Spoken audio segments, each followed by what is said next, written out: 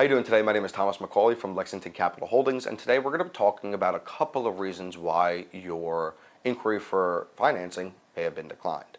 One of the main reasons why comes down to credit score, and that really all depends on what type of option you're looking for.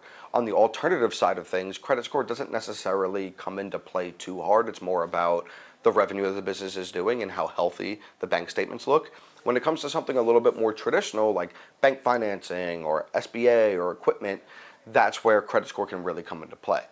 At the end of the day, credit score is nothing other than a number determining the level of risk it is to lend to. So when lenders are looking to extend capital to a company, credit score typically is something that comes into play. While yes, a business is a business and it is its own entity, at the end of the day, the business owner and their track record also does come into play. So if your credit score is falling a little low, it could be for a couple of reasons, whether it's, charge-offs, collections, late payments, or something as simple as just utilization.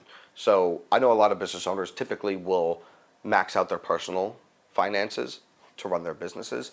That's not really the best option because everything on the personal side, when that utilization goes up, the credit score comes down. And that looks a little more risky to extend capital to. Another big reason is the bank statements. The bank statements are so essential when it comes to organization and making sure that you're actually showing all the revenue that comes into the business. That's extremely pivotal to these lenders.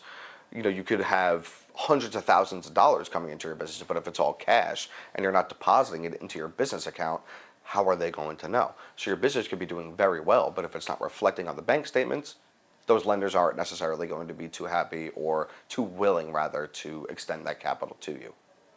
One other reason that really could limit you with a lot of financial options is time and business. Depending on the product, especially, and depending on the source, time and business is essential. Typically, statistically, most businesses fail within the first 2 years. So obtaining financing beforehand is a little bit more difficult for certain products like SBA or lines of credit. Now, that doesn't always mean that you don't have any options for those, but it definitely makes it infinitely more difficult. So time and business is a huge thing.